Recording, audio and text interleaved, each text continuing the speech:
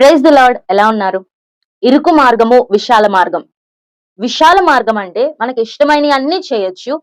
ఎన్ని కార్యాలు చేసినా, మనకి ఎలా ప్రవర్తించినా, దేవునికి అయిష్టంగా నువ్వెంత జీవించినా కూడా అక్కడ అడిగేవాళ్ళెవరు ఉండరు. కానీ అదెక్కడికి దారితీస్తుందంటే నరకానికి దారితీస్తుంది. నిత్య నరకానికి దారితీస్తుంది. ఇరుకు మార్గం అంటే మనకిష్టమైనవి కాదు చేసేది. దేవునికి ఇష్టమైనవి చేయాలి. ఆయన చెప్పిన ఆజ్ఞలను పాటించాలి. ఆయన చెప్పిన ఆజ్ఞలను పాటించాలి.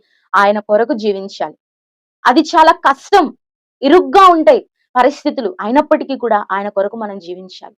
ఈ రోజుల్లో ఏమైపోయిందంటే క్రైస్తవ సమాజంలో పరిస్థితులు ఎలా ఉన్నాయంటే విశాల మార్గములో చేయవలసిన కార్యములన్నీ చేసుకుంటూ నేను ఇరుకు మార్గంలో వెళ్తున్నాను అని భ్రమపడుతున్న పరిస్థితుల్లో ఉన్నారు.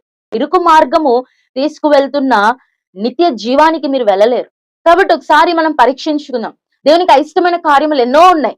అవెన్నో చేస్తా ఉన్నాము. దేవునికి అయిష్టమైన ఆజ్ఞలు ఎన్నో మనం పాటిస్తా ఉన్నాం. ఒకసారి మనం పరీక్షించుకుందాం. ఇరుకు మార్గంలో వెళ్తున్నామా? విశాల మార్గంలో వెళ్తున్నామా? నేను ఇష్టం వచ్చినట్టు జీవిస్తాను. నేను ఎలా అన్నా లోకంలో బ్రతికేసి నేను తర్వాత పరలోకం వెళ్తాను అని అంటే అది జరగని పని. కాబట్టి మనం ఏ మార్గంలో ఉన్నామో పరీక్షించుకొని ఆ రీతిగా జీవించడానికి ప్రయత్నం చేద్దాము. ఆయన రాకడ ఎంతో సమీపంగా ఉంది. ఆయన రాకడ కొరకై సిద్ధపడదాం. Praise the lord.